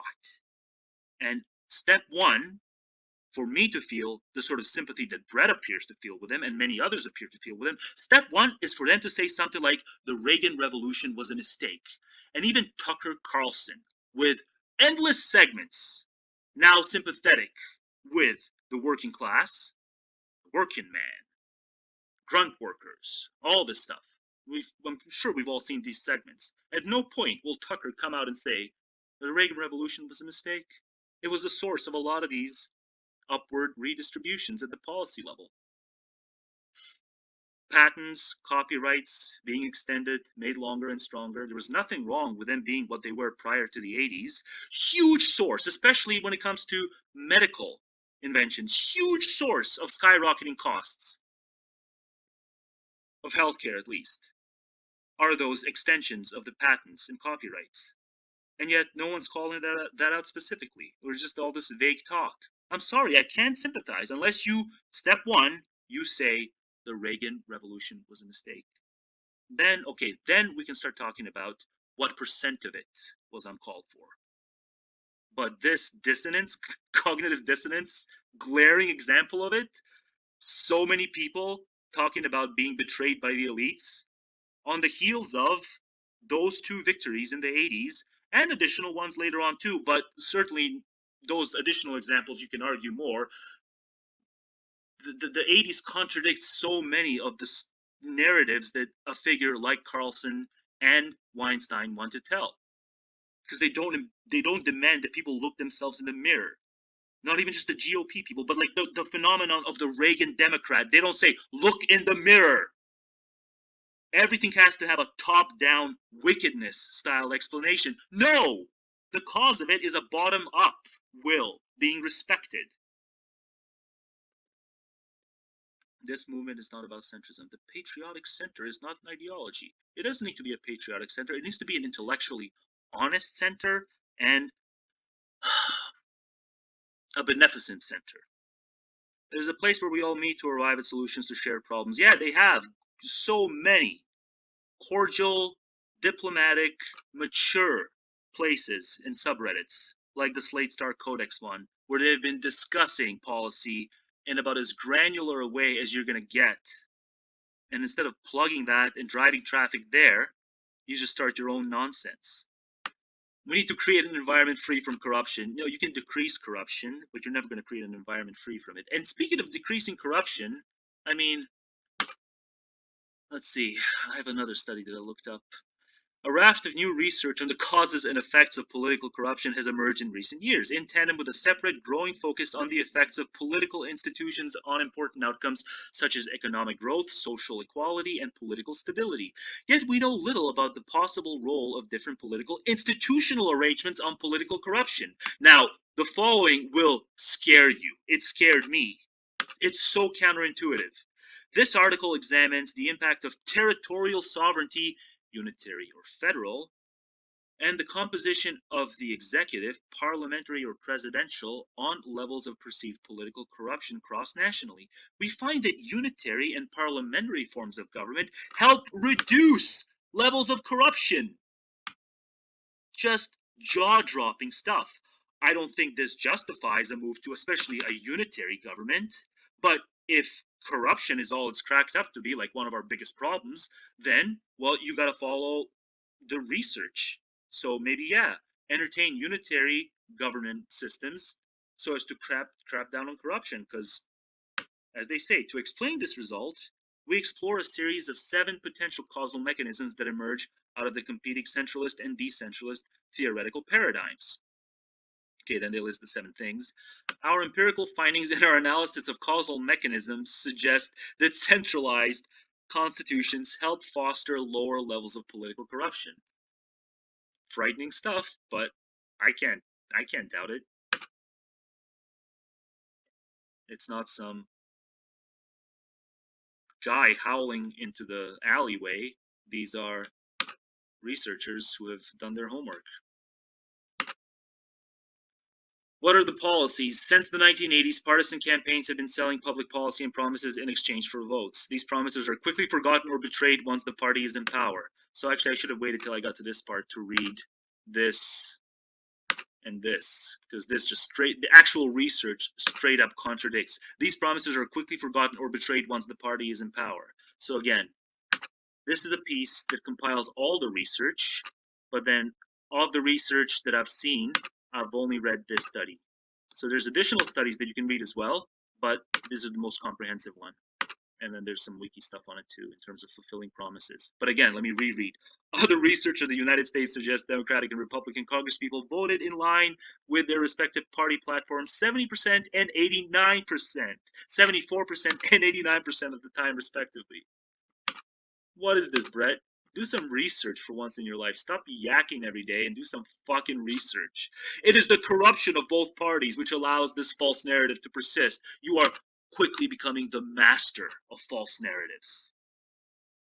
We believe leaders should talk about strategies. A lot of people talk about strategies. They may not be leaders, but leaders kind of have to keep it simple and dumbed down if they want to maintain the attention span of the average person. I'm sorry, but it's just the case. Why do you think the stump speech is as redundant as it is?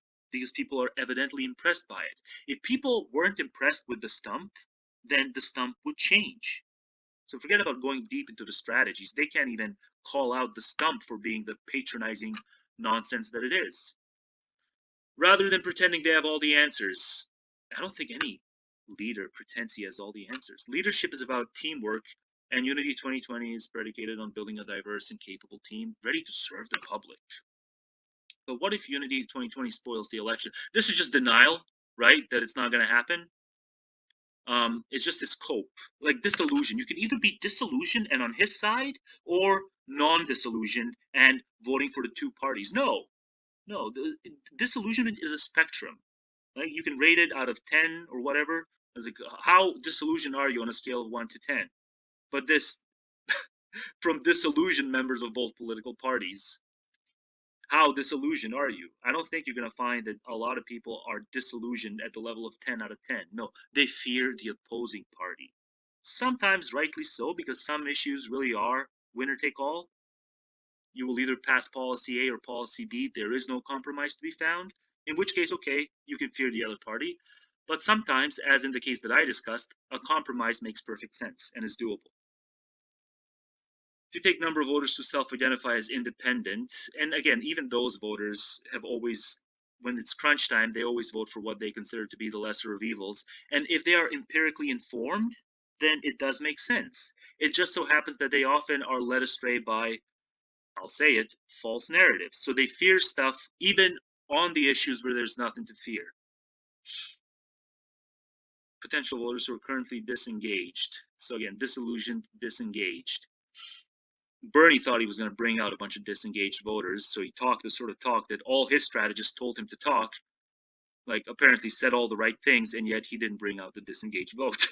So we can't even speculate as to why so many people are disengaged. Maybe they're just disengaged because they're not curious about politics. Ever consider that? I talk to people. I'm pretty enthusiastic about the subjects I bring up, and I think it's pretty interesting. But next thing I know, they didn't read any of the things that I told them to read. Usually the case with some colleagues. They just forget everything I say. Some people are just disengaged from anything cerebral, even halfway cerebral. And we shouldn't think that we can engage them by telling a fancy story about what can be done from here on out. No, that's not what ails them. They're just probably very self-involved. I think the average voter who's disengaged is just a self-involved sort of person, in my experience. Second, if Unity 2020 has no viable path to the White House by a predetermined date, we will pull the plug and all voters can return to their previous corners. What's this date? So, I mean, it's September 10th now. You'd think that it's kind of late in the stage already, but who knows? Maybe by the time I upload this, it will, they will have pulled the plug, because I know I'm going to take a few days to upload this, and I'll explain why in my final rant installment. Okay, so again, it puts lesser evil in scare quotes. So how about we just exchange this silly word evil with the word bad?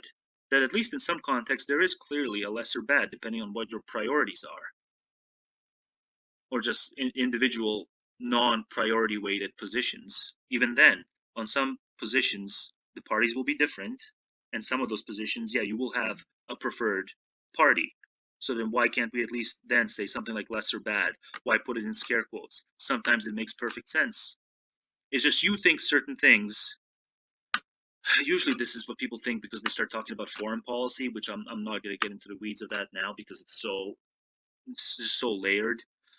But domestically, I think if you think that on domestic issues the two parties are equally as bad, you just got to be the closest thing to functionally retarded, because it couldn't be more obvious that they do represent different interests, plainly ideologically, not even just they're operationally different. No, they're different on certain fairly important issues.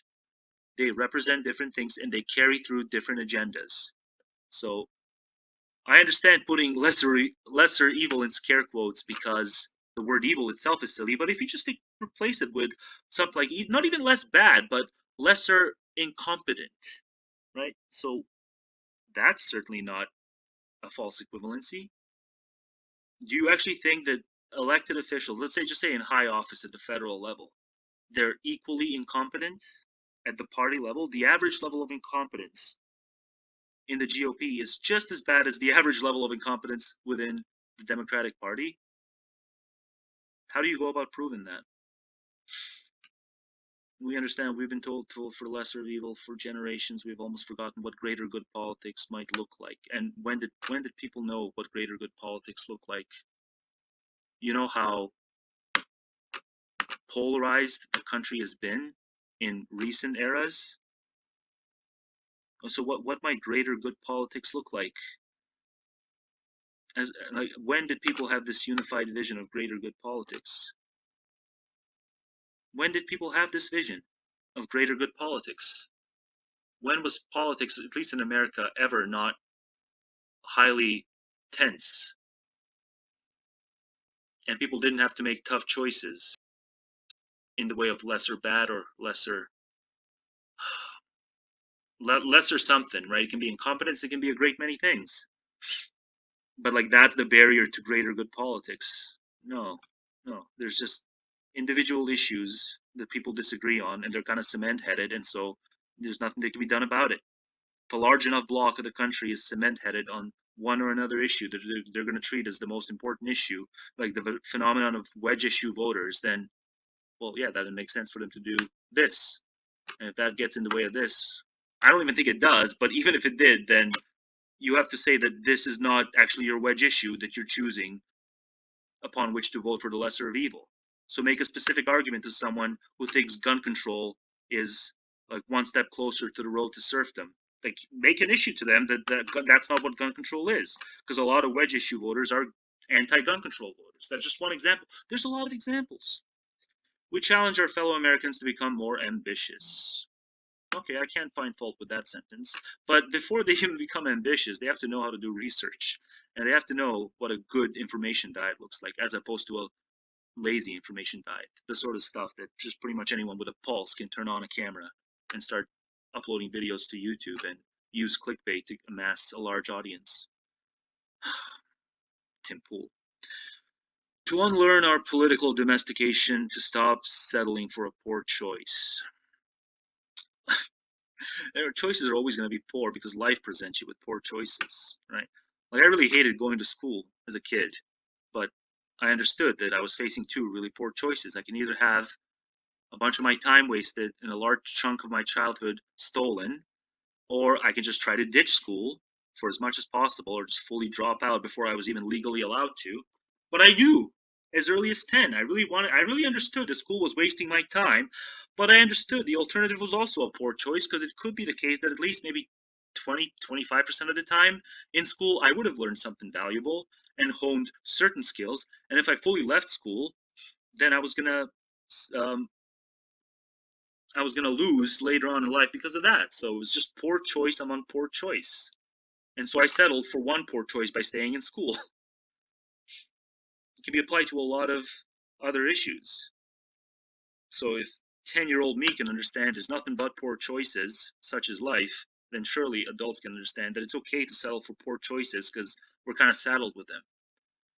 We have become so accustomed to dysfunctional leadership. So 8 years of Obama, you can say whatever you want to say about Obama's 8 years, but to say it was dysfunctional, you can say he promised too much and he didn't target the specific barriers to promise keeping, like the filibuster. And about the poor choice thing. Okay, so like dysfunctional leadership. Why was Obama's 8 years dysfunctional?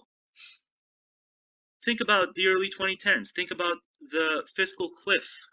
So after years, they finally came to accept or propose the cutting of Social Security. This is what Obama was willing to do. The cutting of Social Security in exchange for tax hikes on the wealthy. And then Mitch McConnell came in and said, nope, not good enough. Yeah, we want to cut Social Security, but the debt is so drastic, it mandates it. But nope, you're not going to do it at the expense of raising taxes on this top marginal income tax bracket. Now, dysfunctional leadership. He proposed that because he knew he wasn't going to get that tax revenue any other way. So he proposed cutting Social Security. But then what would today's Justice Democrats have said to that? They would have said, oh, it's good. It's good that McConnell blocked off that choice because we can get those tax hikes without giving up Social Security. And yet they still haven't got those tax hikes. There was yet another tax cut on the wealthy, the top marginal income, in 2017. So what should Obama have done differently? Gotten so accustomed to dysfunctional leadership. How was Obama in some dysfunctional way? Not just that he was underwhelming, no, but dysfunctional. I mean, these are fighting words. And surely, if he uses the term dysfunctional leadership on the heels of 8 years of Obama's presidency, hasn't been that long since he stepped out of office, he surely means Obama is one of the people who was dysfunctional. At most, I think you could say he was profoundly underwhelming and kind of patronizing, and there were a few speeches he made that he shouldn't have made, like in 2014 when the initial riots due to the Michael Brown thing went down.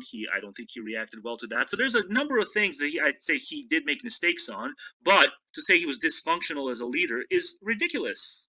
But of course, Weinstein won't even name names, so it doesn't even matter. dysfunctional leadership that some of us now submit to the two-paw. Oh, submit to the two-paw again. Just this romantic, adventuristic rhetoric without second thought and struggle to imagine anything better. I think a lot of people are spending a lot of time imagining something better, but they understand there's operational and constitutional and ultimately logistical barriers to that. The only way to get something better is to railroad one of the two parties by overusing the executive order function. Then you can get to something better. Not only can you imagine it, but you can implement it, but you're going to have to do it by over-relying on the executive order. And then you're going to get a massive backlash because historically, yeah, the American public doesn't like it when the executive order gets milked. But see, you don't even connect it to these hard choices that have to be made. Until we raise the bar and demand that our elected officials meet a higher standard, we will find ourselves in the same position election after election. No, Bret, you just don't understand how the system works.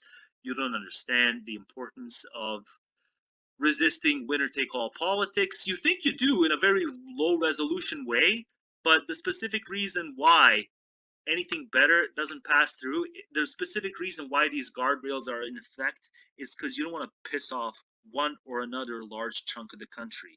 And that's why everything moves at a snail's pace. Most of the things worth doing in the world had been declared impossible before they were done. I mean, of all the quotes he can end with, most of the things, how could you possibly know this? Worth doing. Okay, so best case scenario, he's talking about worth doing in a civic context. If we broaden it out to a personal context, it's quadruply more demented. But just either way, most of the things worth doing in the world had been declared impossible before they were done. How the fuck would you possibly know that? Worth doing. You know how many things are worth doing? Countless things, just in my day-to-day life. Things that are worth doing. Not in the small picture, but just kind of big picture too. That no one declares impossible, that I still think, oh, this is really worth doing. I make a certain decision to subsidize this charity effort, that charity effort. It's worth doing. It's by no means declared impossible. I mean, if this had like 50 quotes and the 51st quote he chose was this, then I can sort of understand it because he just came off the heels of selecting 50 impressive ones. But for Pete's sake, this is the first quote. The second one, you must do the thing you think you cannot do. Eleanor Roosevelt. Why? Why does it have to be the thing that, I mean, if I were to count in my lifetime all the times that I had to do the thing, precisely the thing that I thought I couldn't do, yeah, honestly, I don't think it was more than like 5 or 6 times that I felt I had to do something that I couldn't do. Most of the time when I feel that I must do something, it's precisely the sort of things that I have a capacity to do and that I'm confident that I can do. And it serves me well. Why would this be any sort of... it's not even a rule versus exception thing. It was just tiny, infinitesimally small percentage of the times I had to do the thing that was precisely the sort of thing that I believed I could not do. And I did that. Other than that, it was always the thing that I had, yeah, like I got this in the bag. I got it. It needs to be done, and I freaking got it. So again, 2 ridiculous quotes to wrap up a ridiculous FAQ. And I cannot believe I've been going this long for it because I have yet another rant that I have to tack on to this. So I'll just shut the hell up now and try to save the few seconds I can by wrapping up ASAP. But yeah, I mean, I kind of want to rant more, but I'll just shut up for now.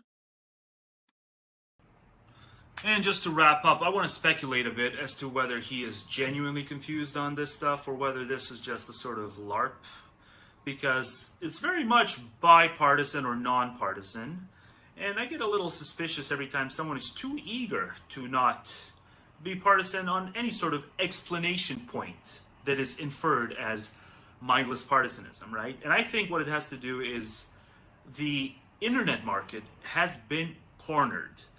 When you're an internet talking head and you're discussing politics, so many people already do the appeal to partisans. So either they're LARPing as partisans or they are genuine partisans who are trying to appeal to their fellow travelers as much as possible. And the reason that market has been so cornered, what that means is there's a sort of leftover market, which hasn't been nearly as cornered, and that has to do with bipartisan either talk or specific proposals. And that's why I tend to think that Weinstein is not so much a genuine proponent of bipartisanism, but as someone who may well be LARPing as that because he sees there's a market for that. Not many people online are doing that. And one of the reasons I'm speculating this might be the case is just by the number of hours per week that he spends talking into a microphone and recording it and putting it out there on the internet. And it doesn't matter how redundant he is, week after week, he has such a high opinion of what he's saying that he thinks it's justified to put that many hours. It must average over 10 hours a week.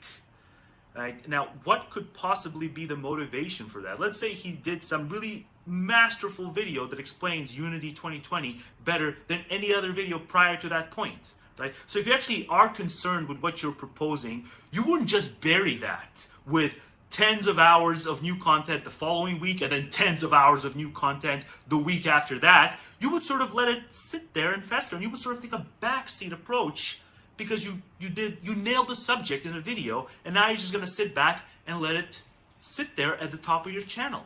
But he doesn't do that, right? So it seems like it's more about finding a crowd, finding a sort of open market on the internet, making it political, making it aesthetically bipartisan, such that you're going to have pay pigs. And there's no shortage of videos that don't end, or that end with the Patreon plug. And we tend to think people who are fooling their audiences are strictly partisans, and that is true, but it doesn't mean that non-partisans can't do it as well for these reasons I just mentioned, because there's a vacuum of appealing to that type of demographic. And just look, when he talks about corruption, he doesn't point fingers at any one party. It's as if both parties are equally to blame. But if you actually go into the weeds, if you, to mention again, look at what the policy wonks go on about and expose, you'll see that, especially from the standpoint of this populism and the working people being left behind, you'll find bill after bill that is proposed by a congressional Democrat on average, and that is blocked by a congressional Republican. Certain kinds of bills that would be advantageous to, as he likes to point out, the working class, as a result of being somewhat disadvantageous to the elites. And so, of course, I don't expect Tucker Carlson to point that out or to notice that because of the people who he is employed by. But Weinstein is supposed to be a sort of solo act.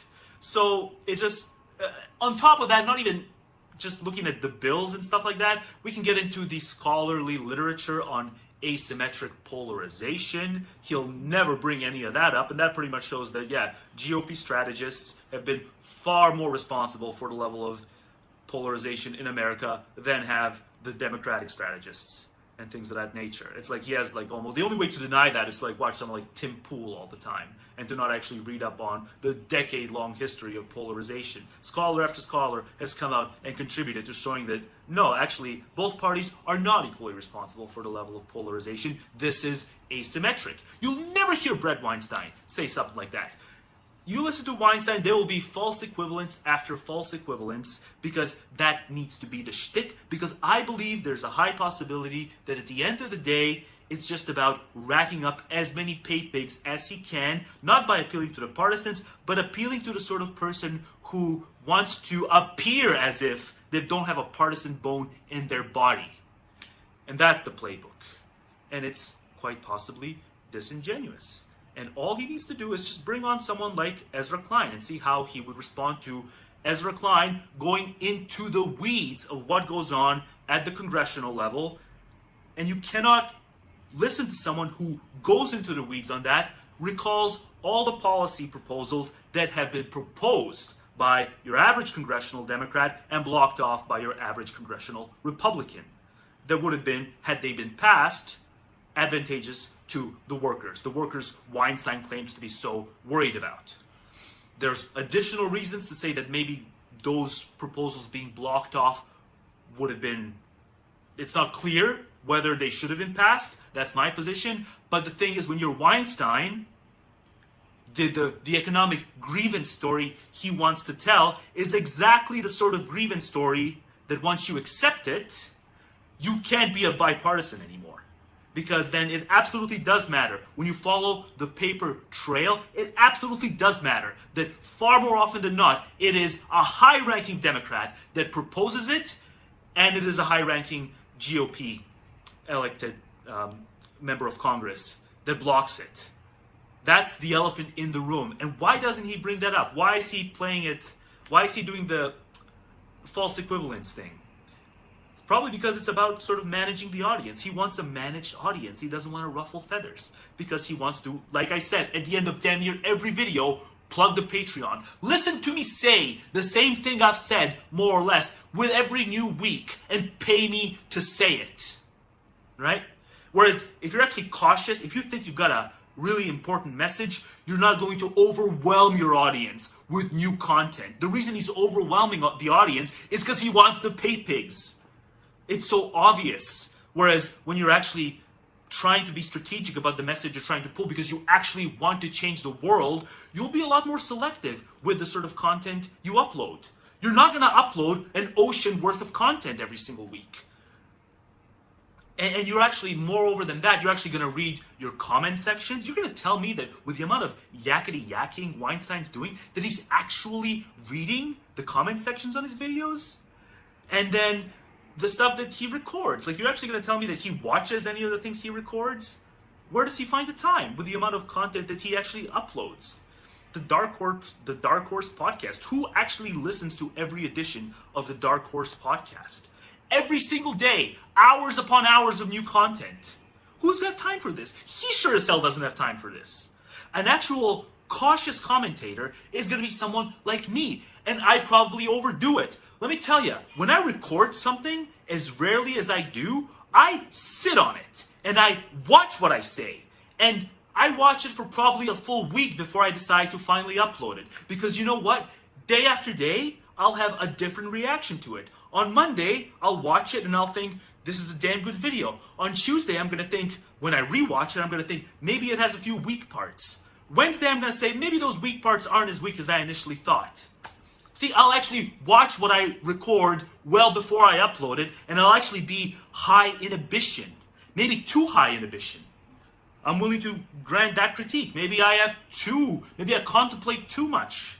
But I know one thing for sure, a person like Weinstein is way too low inhibition. And why would someone be low inhibition when it comes to uploading content on the internet? Well, it's probably because it's not about there's no worry on his part about just how high or low the quality of the content is. It's just blurt out a bunch of shit, have it be interchangeable day in and day out, by and large interchangeable, and the goal is just blurt out as much content as possible from week in to week out, because the more content you blur out, the more Patreons you're going to have. And so then, yeah, I can't help but start to worry that maybe this is not even a matter of him being confused. Maybe it's just that he's found a niche, and now he has to get as much money for that niche as that particular demo is willing to shoulder. And we know that when people sort of put out less content on their YouTube, even if they put out high quality in small doses, that's not actually going to correspond to more patrons. You will have more patrons if you put out a high quantity of content that has low quality, and Weinstein is yet another example of someone who has fallen into that habit. And it's just, of all the pet peeves that I have when it comes to all these internet talking heads, that's the worst thing, is that so few people are able to call bullshit on it. Because you can be far more effective when you upload rarely, but you actually take care to watch what you've recorded and then vet it and then maybe do it over again if it's not good enough, and upload the best of the best, not just be on autopilot. So many people that rack up high audiences, you can tell they're just on autopilot, and it's likely they're not worried about the ideas, the objective quality of the messaging. They're probably just concerned with having an active channel, because the more active your channel, the more likely it is that you're going to have people dumb enough to just pay you, even though your message is by and large interchangeable, week in and week out. I mean, if we resurrected John von Neumann, one of the most brilliant minds of all time in recorded history. If we resurrected him right now, I think that even he would say, you know what, I don't need to record myself talking for 10 hours per week. Maybe 5 hours tops, and then I'm all out. I'm pretty insightful, but I'm nowhere near that insightful. Honestly, I think the greatest minds of all time would be a little more cautious in how often their voice is out there on the internet. The greatest minds of all time would be, maybe I max out at 5 hours tops. Weinstein and all his fellow travelers in that, whether we're talking the partisan sphere or the bipartisan sphere, whatever kind of crowd they want to rile up, they're nowhere near as insightful enough to warrant that much yakety yak being uploaded on the internet. So you gotta call these people on this nonsense. You gotta call them out on the fact that they are way too low inhibition. They don't read their comment sections, evidently, or they wouldn't be uploading as much as they do, and evidently they don't watch what they upload day in and day out. They just put it out there because they're not concerned with how it comes across, because it's just lazy, and they ought to stop being rewarded for it. Ideally, if you complain about the traditional news media, the profit-driven media that creates all kinds of bad incentives for the availability heuristic, because the playbook is, if it bleeds, it leads, right? And Weinstein is critical of that. But then he turns around and he's okay with all these other people who are his fellow travelers who have Patreons, and he's okay with his own Patreon account. So there's all these people who are complaining about the one-sidedness of the traditional media, and then they take up habit after habit, bad habit after bad habit of their own. They mimic those exact bad incentives because they start up their own fund me projects. No, if the profit motive is bad in the traditional media, then you ought to not carry it over to your own platform. And how many people are drawing these kinds of connections? How many people do you see are saying that, well, you know, they're complaining about the very sort of thing that they are mimicking in a lot of respects? Barely anyone notices it. Barely anyone notices that it's going to, when you have a Patreon account and you want as many people as possible to pledge to it, you will create your own, if it bleeds, it leads method to what you're going to focus on.